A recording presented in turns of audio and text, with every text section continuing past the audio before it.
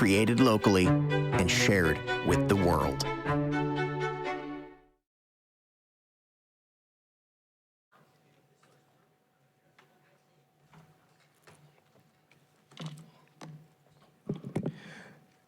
Good evening, ladies and gentlemen. No, we got to do better than that. Good evening, ladies and gentlemen. All right. Now that you're warmed up for a third time, good evening, ladies and gentlemen. Welcome to the opening of VersoFest 2024, where the next few days are going to be life-changing, amazing, exciting, and educational. My name is June Archer, and I am here to give an introduction for our special guest today, but I want to thank Bill Harmer and all of the wonderful people here at Westport Library for allowing us to have this amazing event. So if you can, please give a round of applause for them.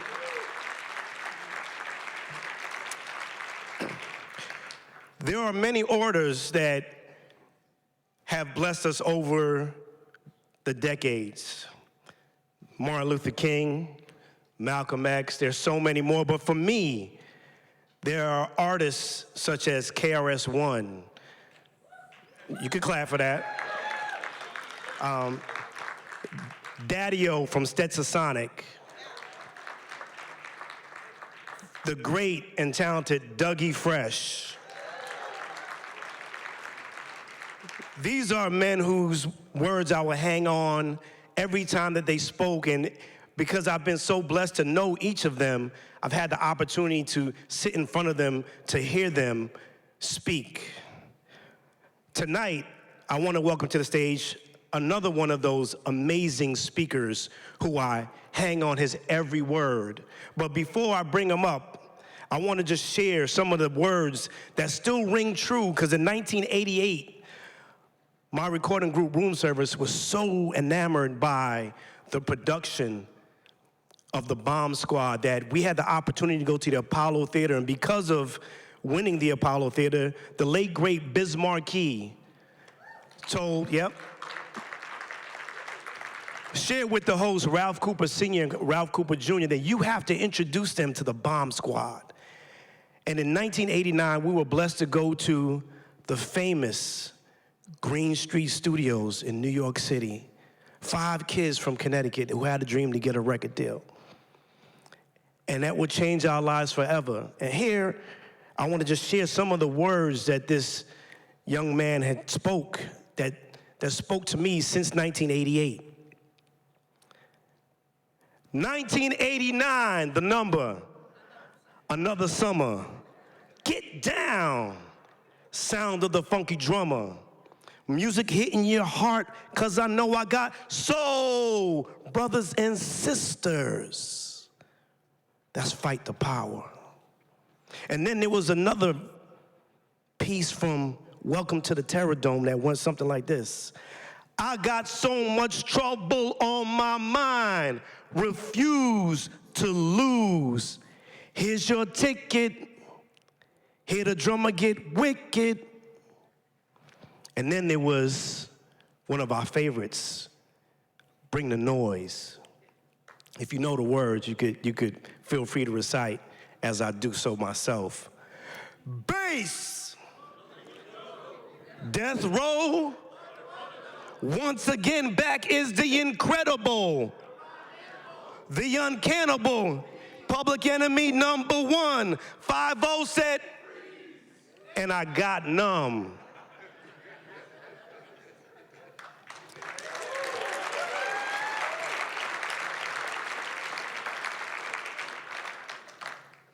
Fortunately and unfortunately, some of these lyrics still ring true today. This gentleman was not just an MC. If you know what MC stands for, it's a microphone controller. Not only was he an educator and he gave us edutainment, he is a rap icon. Ladies and gentlemen, I stand before you to bring up Johnny Temple and our special guests. Please stand to your feet for the one and the only Chuck D from Public Enemy. Come on, y'all could do better than that.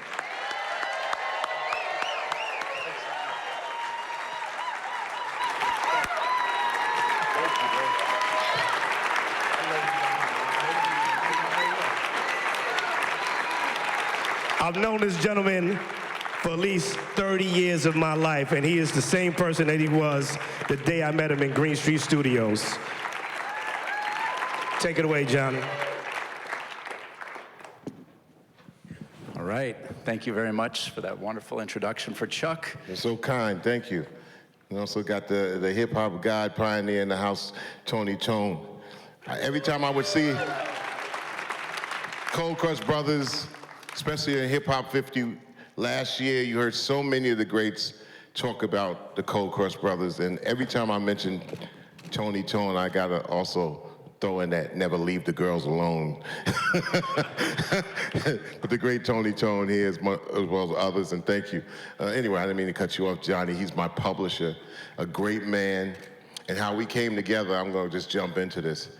I was looking to publish books on my own, and the great Glenn E. Friedman, who did the first 2 Public Enemy covers, said I would do books, and he introduced me and hooked me up with Johnny, who we'd done some things in the past before, but just to cut to the chase, we've had a great relationship, and we continue to bring the noise with new innovations in sight, sound, story, and style. So here we go.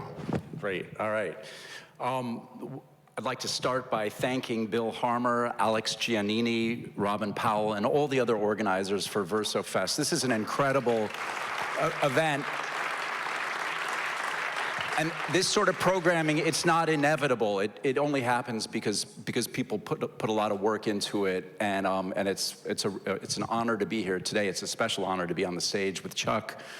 And so jumping right into it, Chuck, of course, is best known for his musical output, but he is also a visual artist, and the books that we are publishing and that we are going to be talking about are largely, it's not all visual art, but it's largely visual art, and so that's going to be one of the focuses of our conversation. We'll talk for a bit, and then, time permitting, we'll be able to take some questions from the audience towards the end of the program. So, jumping right in, I wanted to ask you, Chuck, in terms of the arts, was music your did you have a first love, music, visual art? Was there an artistic medium that was your first? I think I was meant to be a visual artist graphically from the womb. It just happened to be one of those things that, I was drawing since age 0. I've always had a memory that I'm able to look at a place and record it in my mind visually. I could map out the first apartment that we stayed as a family when I was 0, and then draw it out. I had to trick my mom one day, because she said, "Get out of here," and this is not too long ago. And I sketched out the exact schematic of the Queensbridge apartment that we lived in, and she was like, "You ain't lying." So that's been since 0. Some things, I guess, I don't believe in your great-grand did this, your grand did this, so they're automatically you have it in your blood. I don't believe it, but somehow in my genealogy, my great-grandfather was the first licensed black architect in New Jersey, and always drew. Matter of fact, anybody see The Sopranos? Yeah. Park Ridge, New Jersey. He's driving through, he designed a lot of those houses in that town, and that's where my grandfather grew up. And the great-grand is also the second licensed black architect in New York State. Now, of course, if you looked at him, he could pass for white, but at least he said, "Yeah, I'm black because my sister's black and my wife's black." But that's who he was. So in the 60s, I was inspired by a lot of things, always drew. Marvel superheroes, of course, everybody wanted to draw the comic books or the cartoons, and it went on from that point on, where in school, it's a tripped out thing. In school, they always used to have like the art contest and then the poetry contest. I didn't take the poetry contest because for years I knew I was gonna win the art contest. So I was full of piss and vinegar, and I'm gonna win the art contest. I ain't gotta take the poetry contest, so I never even wrote a poem until the age of 20, because I would always win the art contest. All the way through high school, I won an honorable mention for architectural rendering for 2 years as a sophomore and a senior for New York State. I got a scholarship to New York Tech for architecture, which I excelled in, but I didn't want to take architecture, so I went to Adelphi because I heard that they had a great arts program. Pratt University had a great arts program. Parsons School of Design had a great arts program, but I wanted to go to a college. I wanted to go where the girls were at. I wanted to go where it was popping. But they had a great art program right at Adelphi, which was right up the street from me in Roosevelt, Long Island. So I've been the visual side of art all my life. And it really is what helped me meet everybody in music, culture, college, where it all started, and Adelphi was really a key in all that. So your interest in visual art led you to music? Is that? Yes, well, music, as far as black folks in the 60s, where I was growing up, born in 1960, music was just like aunts and uncles in the crib. You know what I'm saying? It was like automatic. My parents are from Stax Atlantic, Motown family with jazz and James Brown. So they were like aunts and uncles. They were played all the time, to the point I tried to run away from music. Like, music meant that you was in the house and you doing chores. And my mom, my mom is playing a record and she ain't changing it. And you know, back in those days, the record be like, same record, and dun, dun, dun, and don't you touch no record, like Prince's song, Musicology, don't you touch no records now. So I'm trying to get away from music. So music is just in the household as a norm. And everybody that comes through, from Aretha to James Brown to Art Blakey, these people were accepted in your household as normal. So we always have music, and some families always had somebody in the family that played music. So it wasn't this overt, oh, I'm gonna get into music, because music was there. Art was there. It was just, these are the things that kept us as black folk going on. This is part of our pulse. If you're saying that we're nothing, yes, we might be broke, but we're not broken. And the arts and culture kept us together. In the house you grew up in, was there art on the walls? Art on the walls, art on the floor, art everywhere, but my mom's was neat, and I was always doing art. I was the only person kind of doing art. I'm the artist in my family. Brother and sister, they into other things and brilliantly skilled in other areas, but I was the artist that seemed to get it from my grandfather. And that, you know, I didn't see it then, but this is what I want to do. And it also allowed me to design my own world, go to my own planet. You couldn't tell me to run outside, because I could create my own space in my room. And that was, not that I wasn't, you know, socially shy. I was running the street. But then again, I was the type of kid, when I got tired of my friends, I'm like, I'm going. I ain't staying out here, y'all. Where you going? Going to my room where it's popping, you know, and create my own universe. And you could do that with art. Art's short for artificial. It's a facsimile of life. It's not really life itself. So I was able to create a world within a world. They figured it out in modern times now, because today people listen with their eyes a little bit too much, to the fault of us.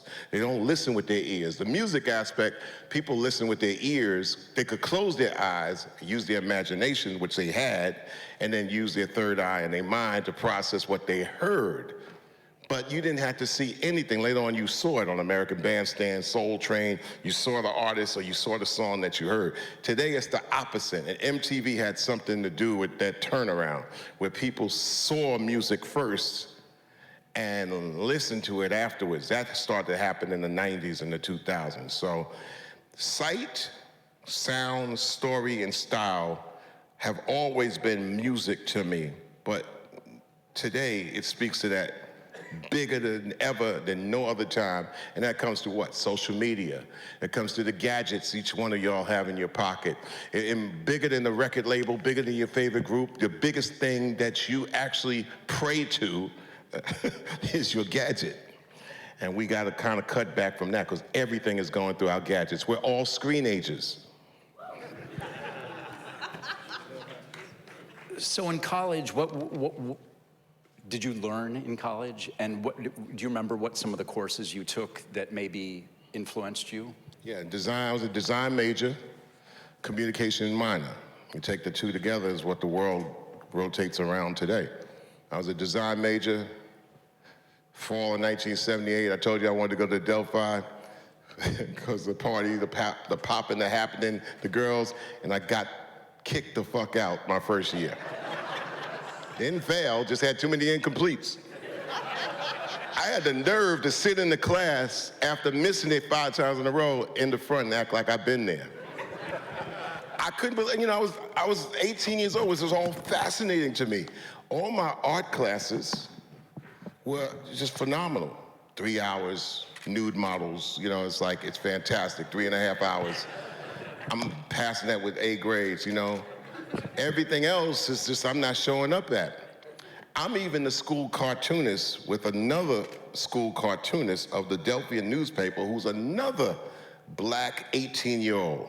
He was, he graduated on time. He was a good dude. I'm a good dude too, but I was just kind of making the streets out of Adelphi, and he was going to class.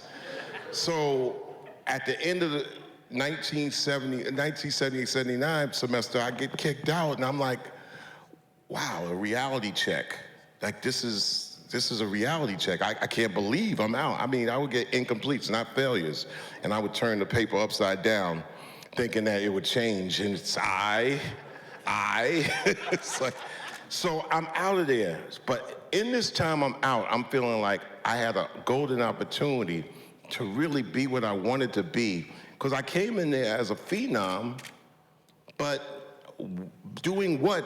Okay, you go in there and you're getting art skills. What are you going to be? You're not going to be told what to be. You're going to come in there and refine your talent into a skill. So long story short, Johnny, I had a conversation with the Dean of Arts and Sciences, great man. And he said, really seriously, I don't understand how you get kicked out, because you're an enigma. And first I'm thinking I'm hearing something else. And then he says, listen, I don't usually do this. I'm gonna make you a deal. If you go back, because there's something about you. You're the school cartoonist. Everybody in the department thinks you're great, but you gotta go to class on the other classes, right? It's the arts and sciences. You gotta take the math and the sciences and figure that one out. That's how we work. And he made me a deal. He said, if you go back to each one of your classes and make up those incompletes, and that means you got to go to each one of those professors and ask if you could sit in those classes again to reprocess those grades around and turn those eyes into something, then come back when they're all done, and I will consider, we will think about reconsidering it. Here's the kicker, John. So I'm he says, this is the deal. Each one of those professors have to say yes, or the deal's off the table. You have to go to another school somewhere, and good luck with that. Then some of them go on sabbatical. I don't know what the hell a sabbatical is. So they might be there, might not be there. But you make up each one of them. We had about 6 of them, 6 incompletes. And sure enough, that's when I realized school, and it was all a business to me. 19 years old. I made up each one of those incompletes, came back, saw it. I sat in each one of those classrooms, and I got reinstated at spring 1981, got out in 1984, not only as a dean's list right throughout, but they awarded me a doctorate in 2013 in Nassau Coliseum, and they were like, listen, you made an impact all over the world, right? So, and you got hating everywhere, because when they said it in Newsday that I was getting an honorary doctorate, the comment section, this is what I'm saying, social media, you go at social media with always with a little bit of a kind of treat it like it is, right? It's a comment. They would have all kinds of comments oh, they're giving doctorates to rappers now, no, dude, I really went to this school, learned, and made my impact around the plaza. It is a legitimate doctorate, honorary doctorate. So yeah, that's where it's at, right across the water at Delphi. Very few people know that story. You got the story real here. It's transparency on the stage with Johnny Temple and Chuck D. So, just one more question about higher education. Yes, sir. Having been through this, I'm curious, what is your, in this day and age, what is your attitude? Do you have a perspective on higher education? And I'll say, part of the context of my question, being a book publisher, I run Akashic Books in Brooklyn. The mainstream book publishing industry is based in Manhattan, and oftentimes it feels the publishing business is very elitist. And this is part of what I love about hosting your book imprint, Enemy Books. Our tagline at Akashic is the reverse gentrification of the literary world. And when I look at the publishing business, it's a bunch of overeducated people trying to sell books to other overeducated people. And that's not something that I particularly feel good about participating in. And I'm just curious, what do you see, and you may not have an opinion about this, but higher education in the country today and the role that it plays? It was a good idea. But to me, if anybody tells me a higher education, I'm like saying, well, I've been to 116 countries. If you think you got so much of a higher education, spit 3 languages. Most people in the United States or USA, they know 1 language. So even if your education comes up this high, if somebody's talking to you in Portuguese, you don't know what they're talking about until you have an interpreter. So we're all students are trying to figure out how to become human beings in this communication of life. Because I believe culture is the thing that equalizes us as a human being and knocks the differences to the side. It connects our similarities. This is why music and art is so strong. If somebody also at the same time, I don't knock scholarship, because we're in a time where people dismiss scholarship like it's like, anybody could be a scholar. No. There's a difference. Scholars read every fucking thing. I got 5 libraries, but mostly filled with what I like, music and art, some sports in there. I got 5 libraries in 3 different locations. Scholars read everything, the good, the bad, the ugly, and the pro and the con and whatever. I'm not gonna read something I don't wanna read. A scholar will do that, and they will have arguments. You have people like Dr. John Henrik Clarke, they read until he was blind. I don't think technology is not going to replace the detail of a book. The detail of a book is because you could pick up a book and it be on your time. It ain't no clock against reading. You might have a clock against how long your battery lasts on your phone if you're reading on a battery, powered device. But on reading with the sunlight, as much as we have the sun now, we can read and comprehend. If we could comprehend what we're reading, it could behoove us as a collective human people trying to get better. The only thing that stops us a lot of times is that people come and go. People are born and people die. And you want to make sure that people, before they die, you can capture a little bit of that energy. But if you can't capture that energy, you can capture their reading, their documentation, is their word inside something that we call a book. And that's why books and reading and comprehending them and putting them in the context of where you're at and knowing the context of when it was created or written is very important for mankind, or womankind and mankind, to go forward.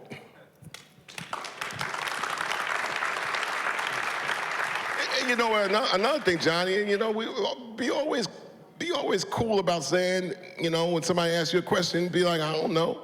I don't know is get you out of a lot of fucking trouble. I mean, sometimes in hood speak, if I really want to be like dismissive, fuck I know.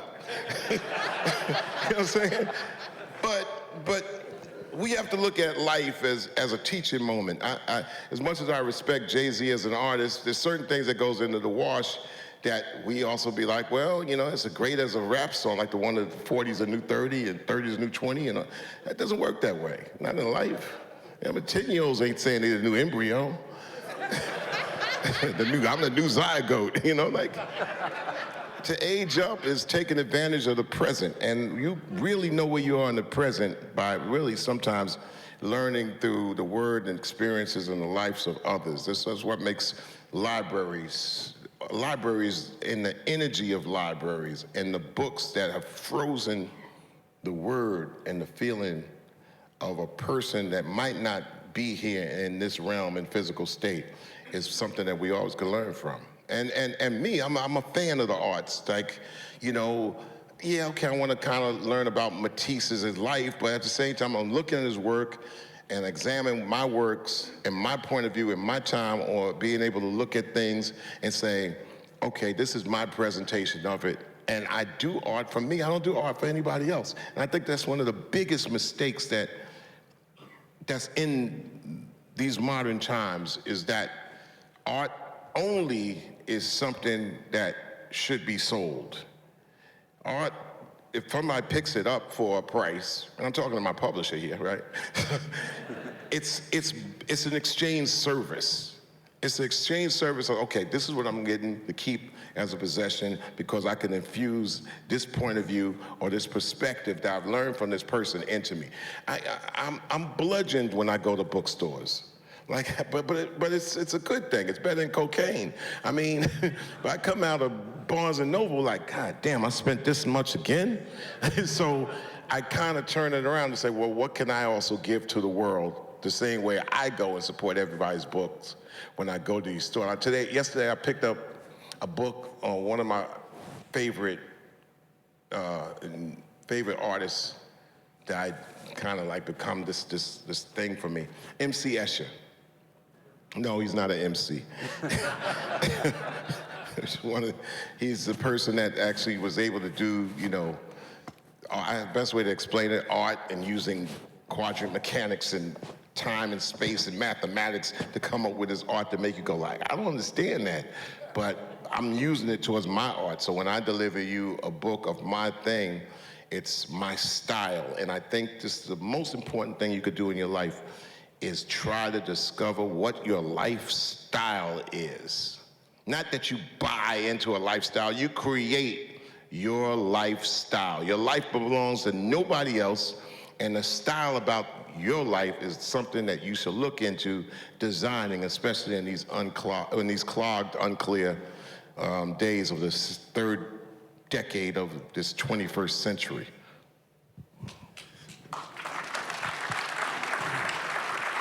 I like to say that, here's another one. My belief is that AI is coming with such an acceleration that the key with AI is knowing what it is and knowing how to dance.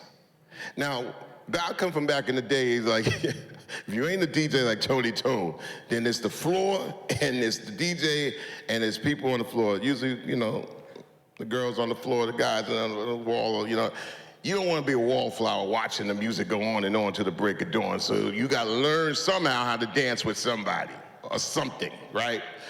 AI is that unbelievable person in the room that you want to learn how to dance with, or you're going to be on the wall watching like, oh, that's dope, right? AI is not going backwards. It ain't going to become dumber. So we as human beings have to figure out how to hold on to our mistakes, how to hold on to our scars sometime, how to be able to be like, you know what? Thank God for the life, but I ain't gonna be perfect, and I'm all right with that.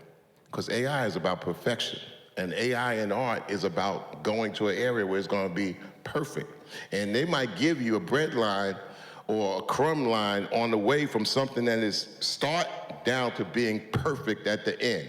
Somewhere along that line, the art is figuring out where it should stop, incomplete. Because as human beings, we ain't complete anyway. I tell people he ain't Jesus, so I mean, that's all right. You join the incomplete crowd.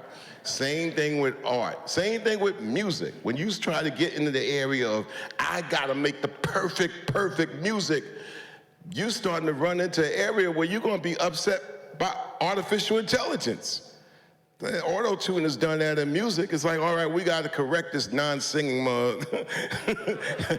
to sing a note they'll never be able to sing, and then make a recording and dupe everybody in the world. So when you go amongst 25,000 other people and say, man, this person ain't hitting the notes. No, they're not even hitting the notes. We playing the vocals and the artist just up there posing to the song and the record. Now you're in the area of trying to be perfect and not admitting you ain't perfect when you ain't at $400 a ticket, minimum, maybe $1,000.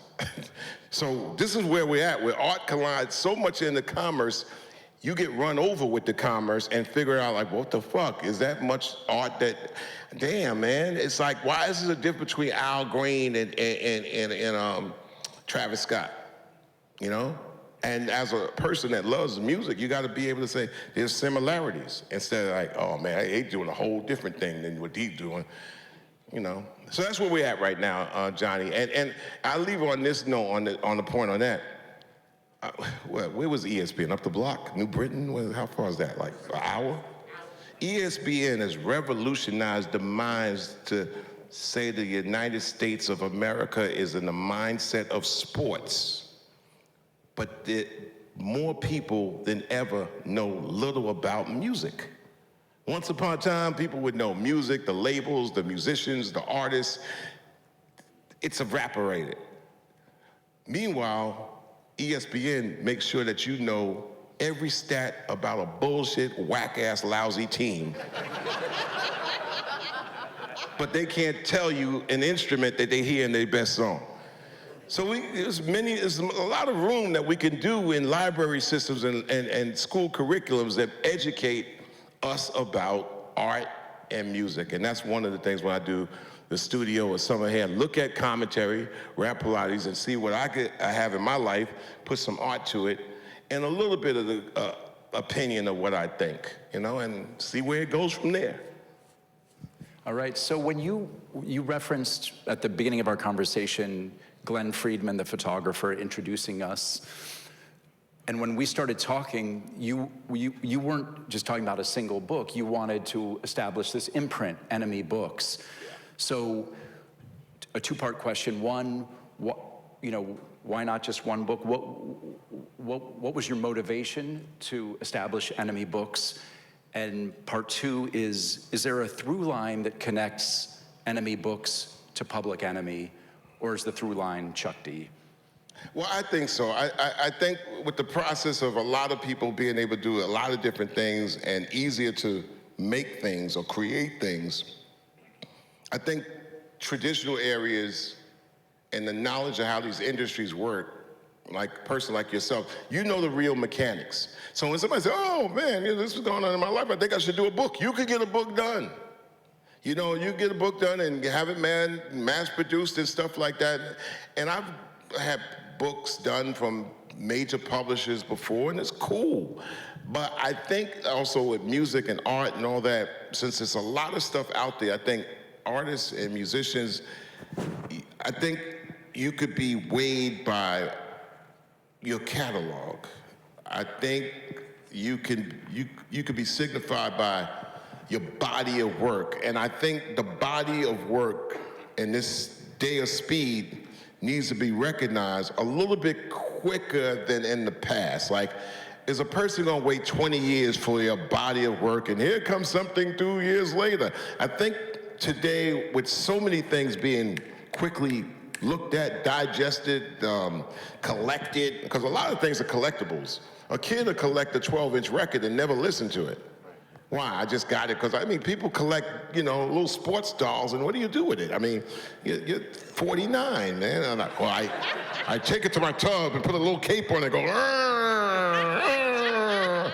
No, they keep them in the box on the shelf. So that's another realm that we're going into that we should understand. And I tell new, artists all the time, it's like, I got 4 or 5 albums on Bandcamp. Like, what am I doing? I said, keep making albums, keep making songs. At the end of the day, your legacy and your heirloom is gonna be on your body of work. And all right, we get into time, technology makes it to the point where you can take somebody's whole career and put it on a thumb drive. So you gotta understand that maybe that one significant piece of work, maybe you just need to keep going at it, but you don't have to always have an end result to justify your means. I consider myself a furnace. I'm gonna create, and I happen to have enough of, I guess, people that always asking me like, yo, what you got, Chuck? You got something, I got something. I'm like, I kind of make it for me, but all right, if you want it, and I was always shy about it to the point like, I do it, and I said, all right, I'm gonna kind of do it and organize it. But like I said, I was gonna do the self-published thing. And I ran into you, and you said, well, there's a business mechanic in this. There's a way that you can do what you can do, since you're on public note, and you do it. And I didn't want to be the person that does art because Chuck D did art. I want to be the person like, no, I have a style. that you can see, that you know that I just didn't stumble in this thing because I'm a musician that happens to be an artist. No, I'm not a musician. I'm an artist that happened to go into music and be a person that is revered for some kind of social opinion and maybe putting a couple of things together and you say, cool, all right, it makes some sense. And that's where it came up. And I grew up with looking at things like Ripley's Believe It or Not, where he was an illustrator and had his points of view. And I was like, wow, and try to say, all right, maybe this is the style that will signify what Enemy Books is, or Studio, which was a three-part series that actually was documented from the beginning of the pandemic all the way to the end of 2022, or 2021-22, which talked about the blizzard of 45, which is another way of saying Donald Trump. So my thing was like, document how it's happening, what's going on now. And right now I'm writing another book. It's called 2024, which is 40 years after Orwell's 1984. And I'm telling you, 2024 is stranger than Orwell's 1984 by far. Now, what can you add to it, Chuck? Add sights, story, images. I'm a big fan of taking maybe abstract fine art, and I'm a big fan of, rather than doing big art, which I can, or doing perfect art, or what they call it, impressionist art, I'm a fan of scanning and printing, because the printers today can put prints on the side of a building. So I'm a big fan of that. And I also got to be, part of something that they call maybe drop your jaws art, which you're not going to really walk by it like, okay, well, it's Walmart. And I get perturbed at that sometimes. Like, how many of y'all been in a hotel and somebody's playing the piano and people are talking loud and putting a drink on the piano, like, they don't give a fuck. And that's just disrespectful. And I know the same thing, artists, so many artists are doing great things, but on this note, social media opened me up to actually meet you anyway and make me think about having books, because I would do something based on what I saw and put it up on what we call Twitter at the time. And then they would put it on Instagram. Josh, who works the Instagram for Public Enemy. And so they would take, my art and spread it around. And the first thing, people like, how can I get your art? So for years, people would be like, no, I would be like, just download it from Twitter and do what you want to do with it. But then it got to such a audience. It's like, I want to go and support it. And I'm like, how am I going to do that? And so therefore, the beginning of the books and scans and things like that come off of it, and I'm part of that collectible world. But I try to put some substance and style together and put soundtracks to it, and this is where it all comes in. So yeah, Public Enemy, I wrote songs. I was the culmination of a lot of people around us, from the Bomb Squad down to each member of us, and then being able to put it in a concise song and things that we had. It's a culmination of a lot of stories, talks that we've had, things, conversations. Whoever I see, the thing is, a conversation might come from a person I might see, and they might be excited to talk to me, but I might talk to them, because we learn from each other in exchange. And this is where I become a songwriter, when I listen to conversation. I'm really a person, I don't like to talk much. I rather draw in a corner. But if I've gotta be social, I'll be social, and I'm always trying to listen and also, go away from the conversation with something I can do, all the way up to, yo, Chuck, you owe me a royalty point. And excuse some of I allowed myself to use 6 curse words in the library. That's almost like a church rule. But, we have a children's library up there, so I'll be careful. I have a question about your drawing with Studio. You have beautiful drawings of people like Sidney Poitier, Stacey Abrams, and as you mentioned, there's a number of drawings of 45. What is there something? What's your experience? Is it an unpleasant thing to have to draw a drawing of Donald Trump? No. And for you as an artist, is there anything experientially different between drawing Donald Trump versus drawing Sidney Poitier? You could spend more time at Sidney Poitier, and Donald Trump is like a box of chocolates. You never know what you're going to get, you know? It's like you never know how it's going to end up. And also I was taught from people, I'm like to consider myself a growing illustrator. That's why it's important to find my style. I think Illis is here, Adam Walenta somewhere. He's a brother who actually is a rapper and the first illustrator that I know who's an illustrator, rapper. And also this a salute and rest in peace, and I'm saddened today. It's a day after the suicide of another great illustrator that was in the hip-hop camp, Ed Piskor. And Ed Piskor did those hip-hop, chronological books with his illustrating a story. He's an inspiration. Adam Walenta's an inspiration. He's a rapper, but he's also a rapper at the same time. He put together the first Public Enemy comic books. So I'm always running into people, Andy Katz, a Greg Kreinler, who's probably the #1 baseball illustrator of our time. He's into baseball, and that works in those realms. So when it comes down to doing a Sidney Poitier, I'll spend some time just to show people I can kind of do. But mimicking photos sometimes puts you in an area where, okay, you mimicking photos, but who are you trying to impress? Try to work with your mistakes and get your style, because as perfect as you're going to get, you're not going to be AI, and you're not going to be the iPhone taking a picture. So with your art has to be able to freeze the moment and hold people into the art, I feel. So it's all right sometimes to go offline into an area like, oh, okay, I didn't know that line could go there. Yeah, you got a good way that you steer your line, because your line is your own. And those are basic principles that I think will carry the volumes of the books to somehow maybe, today people still reading Jane Austen books. So Jane Austen books were written in like the late 1700s, early 1800s. They're reading the words and going into their imagination. But in this era of time, maybe I can have a volume, a series that people can say, at this particular time, this is the image that Chuck wrote with his commentary. Also, he had the ability to bring something sonically to the table. And these are the things that kind of like cut through propaganda. They cut through propaganda with its own propaganda. I understand the difference between the two. Propaganda, propaganda. Propaganda cuts through propaganda. We have the ability also these days to program ourselves as opposed to being programmed. So you got to kind of also dance with the technology and the things that's at our time. All right, let's talk a little bit about the second release on Enemy Books, Summer of Ham.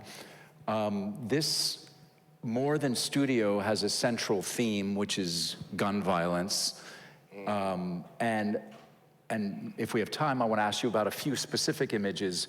But was that theme of gun violence something you set out to make a theme, or did that just emerge as you were making the book? Good question. A little bit of both. Because post-pandemic, we already had, up to the pandemic, there was already this wave of mass shootings that seemed to never even get to the point of all right, how do we fix this? And this state right here, in this region, had the Sandy Point, Sandy Hook. And that resonated all over the world. And if you didn't get it at that point, or that something has to be done by this government or administration, by the states, to figure this thing out, don't expect it just to happen or disappear on its own. And then after the pandemic, and one thing I didn't understand one thing I never really thought would ever happen in the pandemic, which nobody seems to still figure out to this day. It's just like, the more I forget about it, the more we go forward. Because so many devastating effects came out of it, the mental health. I never believed that the government would ever say, well, of course, I knew that this would happen, but I didn't think it would happen in my lifetime. I never believed that there were people that I knew that were listening to what the government said and they complied like babies. Government said, either you stay your ass in the house, if the virus don't get you, we'll get you. And I didn't believe that everybody would stay in the house the whole month of April 2020. Me, I stay in the house. I turn my room into a workshop because I'm just do art all day, all the time. I'm looking forward to just mapping this out, not knowing what tomorrow's looking like. But as this rolled out, as the pandemic, further went to the back, the mental health situation of 2022 was just off the charts. There was just mass shooting after mass shooting after mass shooting after mass shooting. And if somebody was to say like, oh, you can't stop the United States of America from doing anything, they sure enough stopped everything from happening in April 2020. Government said, stay your ass in the house. And everybody stayed in the house. So when they said that we can't do anything to stop the guns, well, you did something to stop something in 2020. And when the mass shootings just happened every other week, every month, I'm like, yo, what is this? So not even getting it, because that's a whole nother thing, but Summerham decided to discuss the paradoxes and the issue of the United States mishandling gun violence, and not just the United States, it's just around the world. The gun has proven to be the cancer of civilization. And even what we see going on in Haiti right now, they ain't making them guns in Haiti. They ain't making ammunition in Haiti. The fact that they could be made here in other places and they're coming in there from somewhere else, it's just like, wow. But so Summerham spoke to the summer of 2022, which was off the meter. Now, I'll say this in a closing point on that. Myself and also John Oliver, we come from Roosevelt, Long Island, right across the Sound, a square mile, black town. We couldn't find a gun in our town before 1975. There was a guy that was shot on the main road, Nassau Road, and everybody was asking the question, how you get a gun? You couldn't find it. Although I don't smoke, I don't drink, but I knew what is what. So the drug of choice in Roosevelt, 1975, was weed, right? They took weed off the streets for 2 years, and the dudes that like weed couldn't find weed. Then all of a sudden, this thing came out of nowhere and says, you know what? We got this rock called cocaine. And I seen from 15 to 16 to 17 on real time. Okay, this thing went from weed, stopped the weed, now cocaine's on the street. Now the cocaine is moving a different type of money, and the type of money that it takes, now you need to protect that money, which means all of a sudden by 1978 and 79, you got cocaine and guns on the street. And then we go into the decade of R&B, Reagan and Bush. And we were decimated by that next level of super guns and crack. COINTELPRO was in full effect. Summerham and all my works and writers cannot escape the fact that COINTELPRO was the seeds that have us spinning backwards even to this day right now. And people talk about, oh man, there's so much gun violence in Bridgeport. I could tell you the absolute start points. My lifetime covers the start points when we didn't see it to all of a sudden we start seeing it everywhere. This ain't far from where I live. I mean, come on. I mean, Stanford, Norwalk, Bridgeport. If there's cocaine in Roosevelt, and we outskirts of the 5 boroughs. If it's cocaine in Roosevelt in 77 on the streets of guns, it's the same thing in Bridgeport. It wasn't like, oh, it's in Bridgeport 72, 73. Nope. They figured out a way, post what? Vietnam. All these people coming back from Vietnam and can't find jobs, and the dead president tells a great story. coming back, searching around, and all of a sudden we got a solution. When they finally get their act together, we got a solution to further like docile that and break that down. And we have yet to truly recover off of the devastation of the 1980s, and that's where Public Enemy came about it, to answer directly what we were seeing in real time. So I'm not throwing a throwback machine on my art, but I ain't making it up.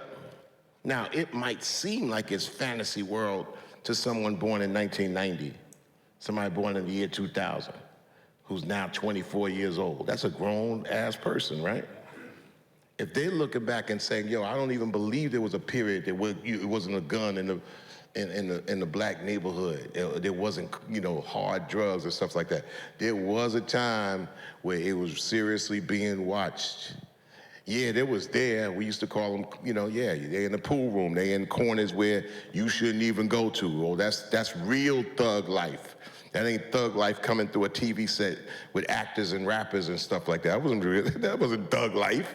Those are actors and rappers. Back in the day, you knew who the real dirt thugs was. They was doing thug shit on real time. And you knew, okay, you know what? They not gonna mess with this old lady over here. They gonna do their dirt over there, and the old lady gonna still take care of the lawn over here. And you had choices. Today, it's all magnified as entertainment. Look, personally, to me, I've been through a timeline so long, I saw no glory when I watched The Wire. I never watched The Wire. I'm like, I had cousins in Baltimore, so I haven't watched it. Why am I gonna swallow my own vomit? You know what I'm saying? That's fascinating to somebody who think, oh my God, oh, that's the black neighborhood, that's Baltimore, oh my God. And then they get fascinated in the characteristics of what happened then. Yeah, as a historical footnote, but what you do with what you got and what you get with what you know is the most important thing. And we did that in our music because we saw it in real time. We commented about it. Don't believe the hype. It's a song that says, it doesn't say disbelieve information. No, it's just challenge information. But if you can't challenge information with what you know, you'll never be able to challenge information and talk to somebody about it. You have to challenge information. And here we are, 2024, the third day of April, 2024, and the barrage of information coming at the average mind at super speeds heading into AI. What are you going to do to withstand the barrage? So one thing I at least feel that books, words, images could freeze and stop the moment for you to process and defend the electro speed of things coming at the average U.S. mind. If you're not prepared to figure out how do you withstand that radio, I call it radiation of a radio, TV, digital nation, then you're gonna see people around you get swept up. You're gonna see all kinds of behaviors come out that never took place. It's like, man, where did this argument come from? Oh, they're all yelling at each other on Facebook. What? They're screaming at each other on Instagram. And if you swear, if you see an IG short or YouTube short, and it's just beef after beef and beef talk after beef and beef talk after beef, that is the process of propaganda, which you need a proper agenda to stop it in its tracks, at least for a second, and catch your breath.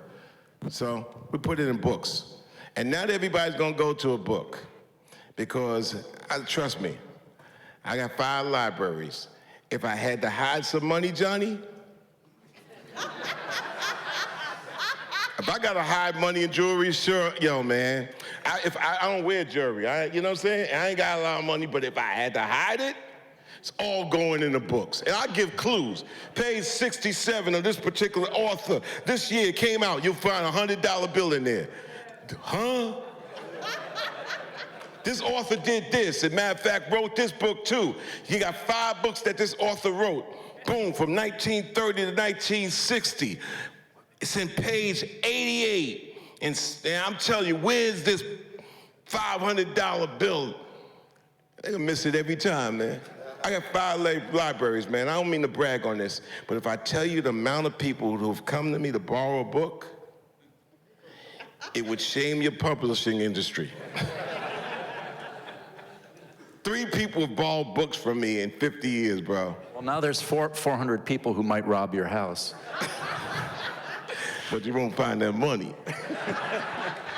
All right, I think before we move to some questions from the audience, And you know what? I don't make no political statements to the point where I put it out there.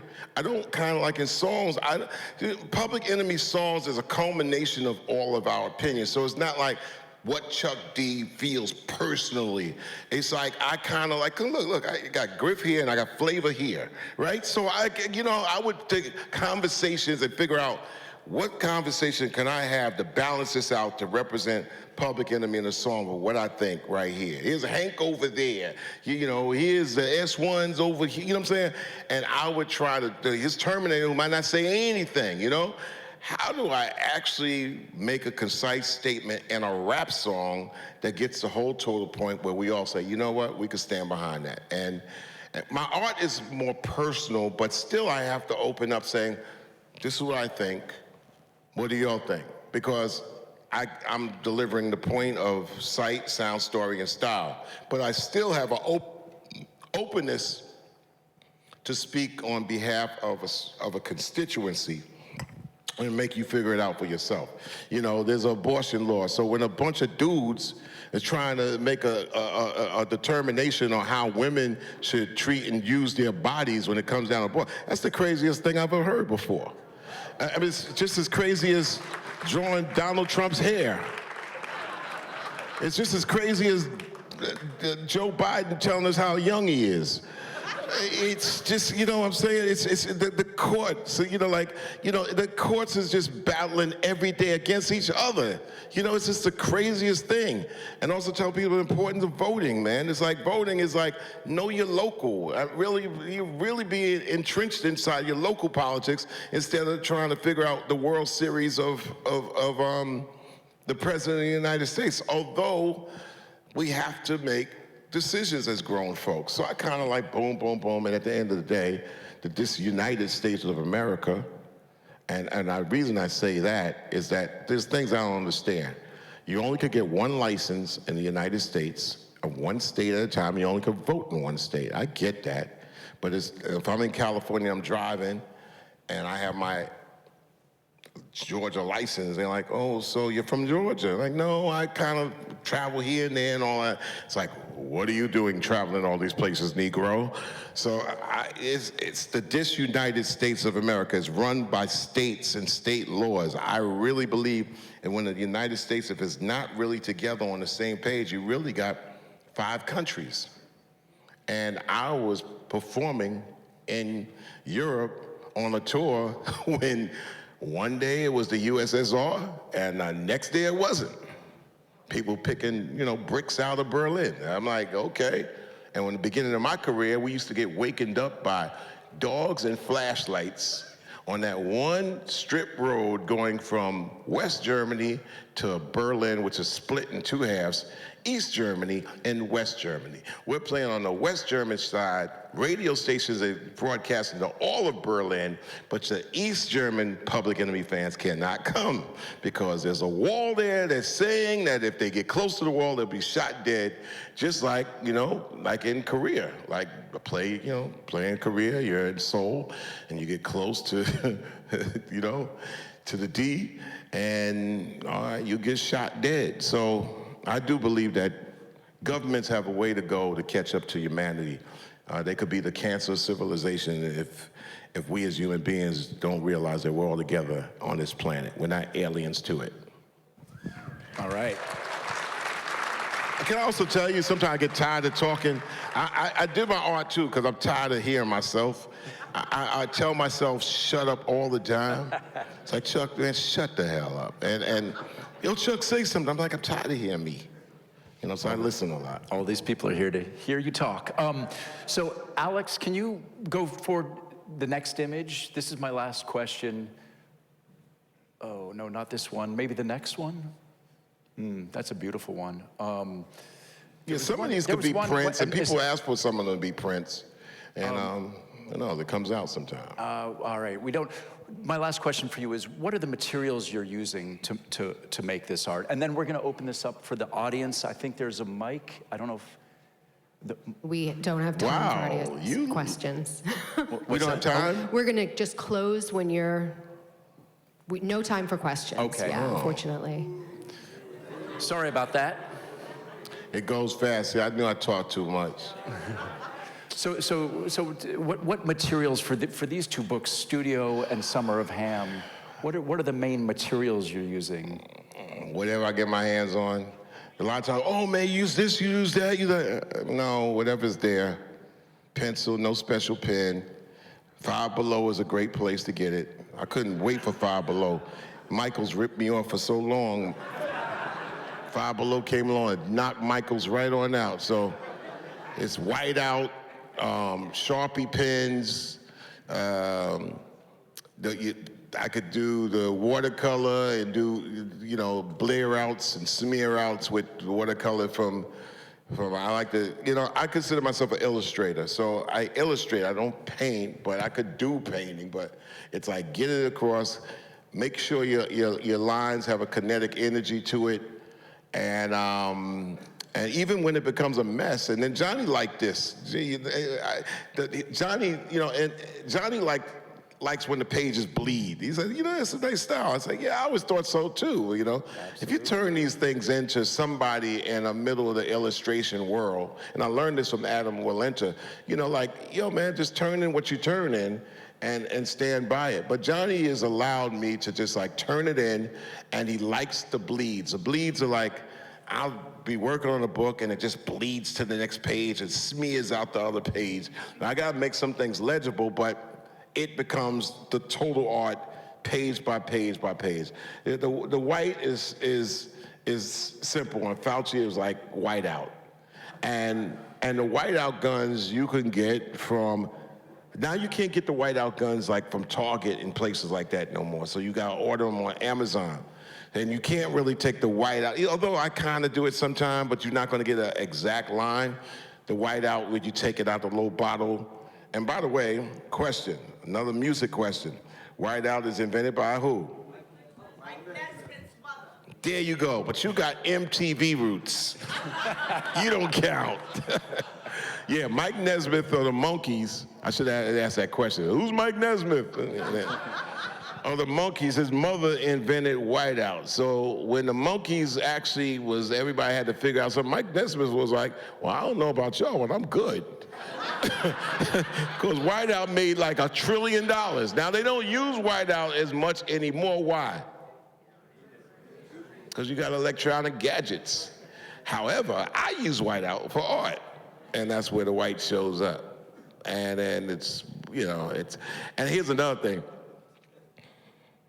Characters ain't really black and white. It's a lot of hues in the color scale with skins and all that. So it's okay, it's really kind of paper versus, you could figure it out. Some of the features are gonna be features of black folk or white folks or bald heads or white hair. I'm working on a book right now, and I seriously have tried to end up trying to figure out how to manage Netanyahu.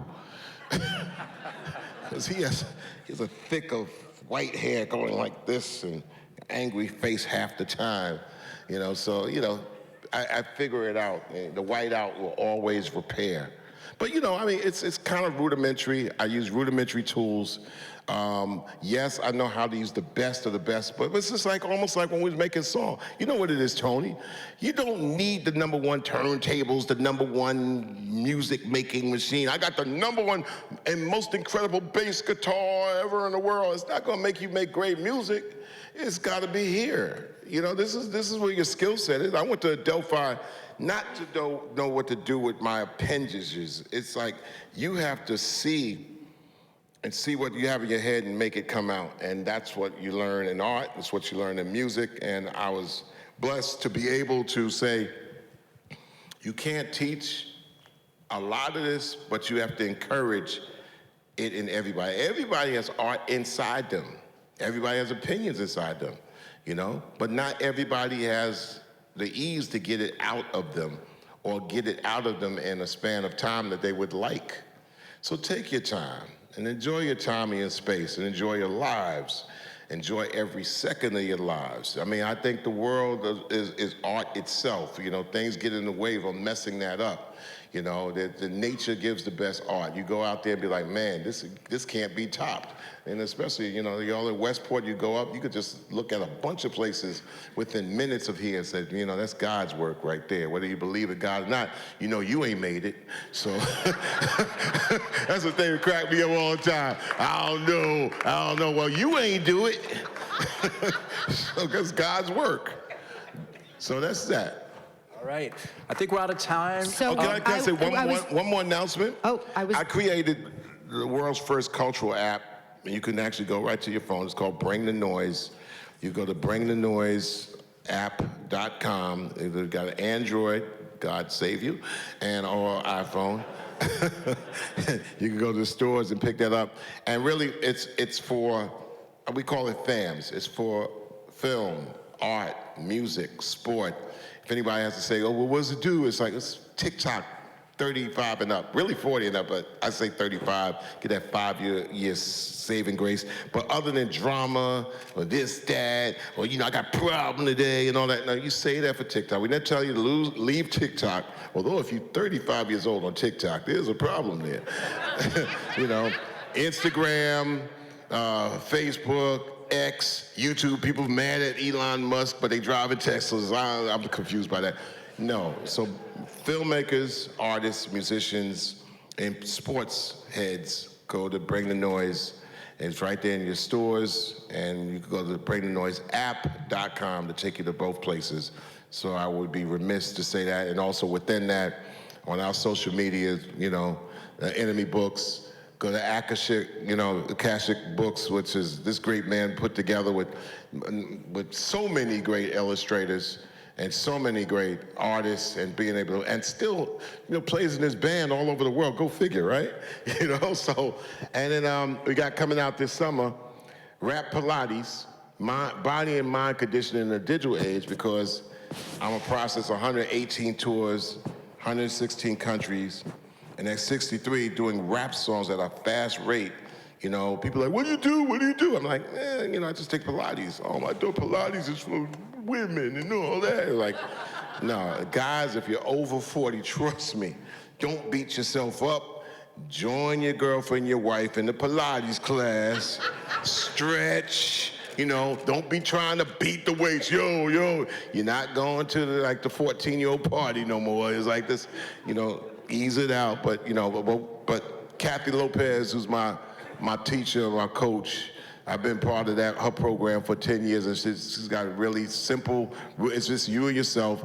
Yes, and tell me, you know, Pilates, yeah, it's yoga, but her version is a combination. It's simple, it's easy. Joe Pilates, along with some things, but Kathy Lopez helped create it with me, and we just call it Rap Pilates, and it's real simple. Y'all see it's simple up there, so that's that. All right? Give it up for Johnny and Chuck D.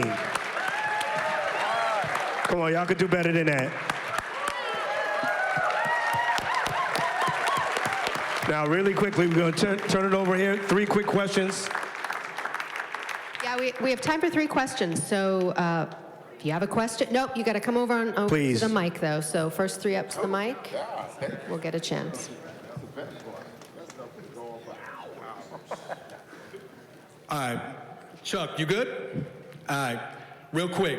Chuck, I was really interested in your opinion. KRS-One made a statement about the 50th anniversary celebration of hip-hop last year. I don't know if y'all saw the Grammy show or not. Chuck and Flay ripped it, of course.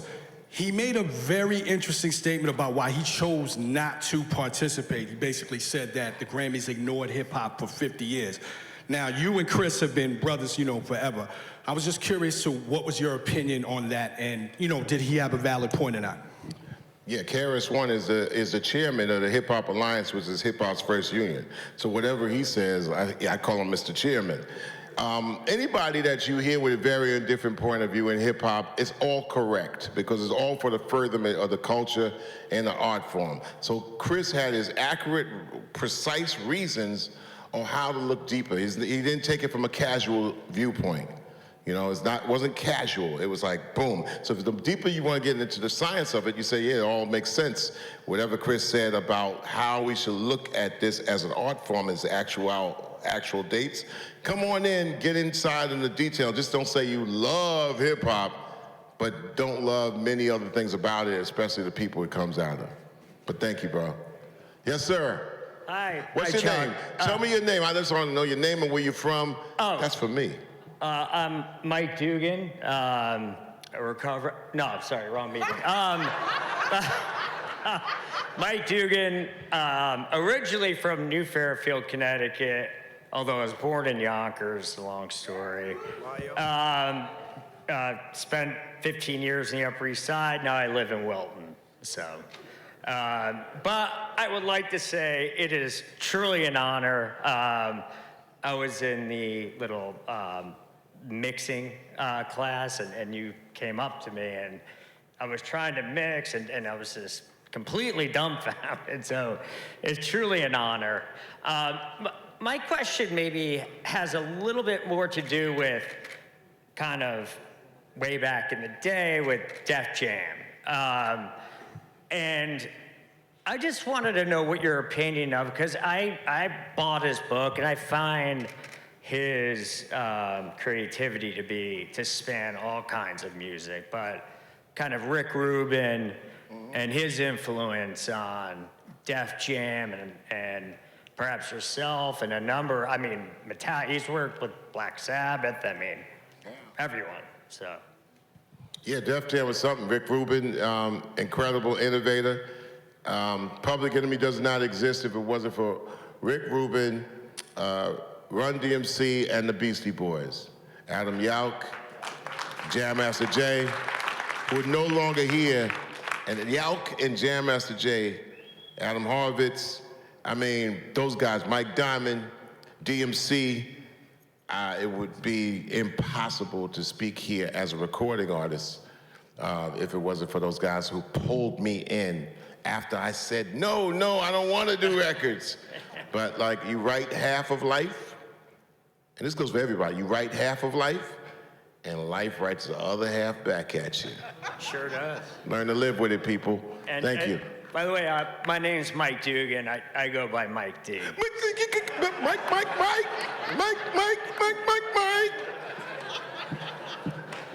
Hi, Chuck. My name is David. I'm from Stamford, Connecticut. What's up, David? Thank you for being here. Thank you for being you. Thanks for your lyrics and your music. Thanks for giving me the opportunity to ask a quick question. So you have three of my favorite lyrics of all time. I was wondering if you could put them in an order of gold, silver, and bronze. You touched upon two of them on the introduction. Excuse me? 5-0 said freeze, and I got numb. That's one. Okay, thank you. I got so much trouble on my mind, refused to lose. That's two. Thank you. So you touched upon, you stole two of my question in the intro. The third one would be, never question what I am, God knows, because it's coming from the heart. Can you put those in gold, silver, bronze order for me? Do I put them in gold, silver, bronze? Do you have an order? Do you have a preference? I don't rank. They're all like children. You get in trouble doing that. You my favorite child. You gonna stay locked up in the basement. I mean, it's like lyrics, man. It's like we do. And then here's another thing. This is why we say give thanks, because sometimes you're portaled and it comes through you, and you don't. I mean, you're really full of it. If you're like, yeah, I made this up, and this lyric come up out of me. Like, we're the process of our lives when we keep our eyes open, our antennas up, and we listen to people. We listen to people, which means, yeah, you up here listening, but listen down here too. And don't walk by somebody, don't think that you can learn something from anybody. A lot of my conversations have come from a person who might seemingly look down and out. And especially back in the day, you might give somebody and think they down and out, and they look, I don't want your money. You'd be like, whoa, what person is this? We can learn from everybody. So I can never accept serious when people give me props. I'm honored and thankful, but I keep it moving, because it's like, you're graced at a period to say something at a particular time to reach people for the benefit of everything, and then you consider yourself at the end of that line like, okay, All right, I give thanks. That's it. I mean, I'm not giving you no hocus pocus, spooky tale type stuff, but you can't get beside yourself thinking that it's all out of you. Thanks again for being you. Thank you. Hey, Chuck, thanks for taking our questions. It's great to have you in Westport. I'm a big fan from the 90s, been to your shows in the DC, Maryland area, went to see a bunch of different times in the 90s, went to Hofstra in Long Island, so not too far. All right. Live in Westport. My name's Adam Chandler. All right, there you go. So big fan. Growing up in the, sort of in the hip hop era in the 80s and 90s, being into Tribe, Brand Nubian, all these types of artists, there's nobody that came on the scene like Public Enemy for the political message and everything you stood for. I'm sure that was met with resistance breaking into the industry in that particular creative avenue that you guys chose. Was that just a representation of who you and Flav and everybody was at the time? And what chose that lane while everybody else is doing other things, either the jazz thing with Tribe or gangster, hip hop? Like, what made you choose that lane? Age. We were older. Like I said, I'm born in 1960, and I'm not even the oldest out of my crew, so we come from a different time. As opposed to being born in 1970, being born in 1960. I'm born in 1960, I'm witnessing, at 5 years old, the assassination of Malcolm X. I'm witnessing the Vietnam War. I'm witnessing uncles that gone off to Vietnam after getting out of high school. That's why I got a letter from the government the other day. 2 uncles going to war to Southeast Asia to fight in Vietnam the day after they get out of high school and think they're gonna party. Drafted by the United States Marines by way of Camp Lejeune to Southeast Asia. I'm in 2nd grade. Dr. Martin Luther King Jr. gets assassinated. We stay home because people think there's gonna be riots in Manhattan and we on Queens. Then all of a sudden, the president who got shot when I was 3, his brother running, he gets shot too, and killed in June. Take all this culmination of being Negro on my birth certificate to waiting for the coloreds in the middle of the 60s to come on the newlywed game. Hey, the colored people on, the colored people gonna be on. And then by 1968, Black Power, Black is Beautiful, because Black Power meant defense of this aristocracy moving on us. I was part of the Black Panther lunch program in Harlem when I had to go to my grandmother's house. So none of us pretended to be something that we wasn't. This was all a fold out of who we really was. This was no like make up your superhero self. This was as we was, and me as a chief songwriter had to be able to corral this and put it in a comic book type of way where, yeah, we are superheroes with superpowers that's really from the hood that nobody ever could feel or see yet. And that's where the Public Enemy evolved out of that. But the real characteristics of these characters was, trust me, 100% to the T. It was nobody trying to act like they didn't feel and what they wasn't. And being able to put this all in one unit. Okay, as far as the rest of hip hop was concerned, I always looked at myself as the camp counselor, designated driver, bus driver, we security at the door. Public Enemy was always at the security at the door, because in hip hop, the party gotta be popping. Tony told to tell you that.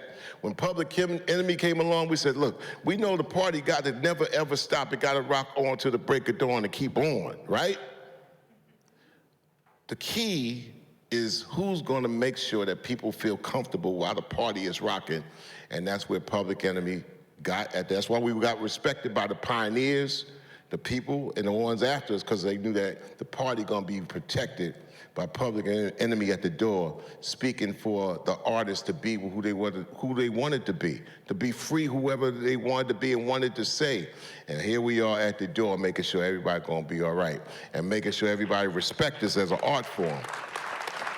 Hear that? Thanks, Yep. Chuck. Thank you. That's where that came from. So yeah, Tribe Called Quest, Leaders of the New School, and even the artists that were old, they had tenure beyond us, but they were younger than what.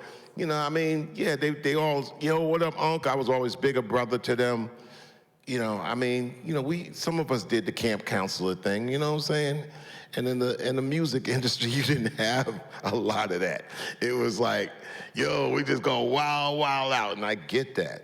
But at the same time, I tell people, especially the young artists, I say, you want to have a good time for a long time. You don't want to have a good time for this long and get arrested and then locked up for 10 years. When Public Enemy started to move on and all of a sudden many groups and many other people with situations would have the determination of what it was and wasn't what it wasn't, and we figured everybody would go on its own path, then you start seeing weird shit happening in the art form. Cats getting murdered.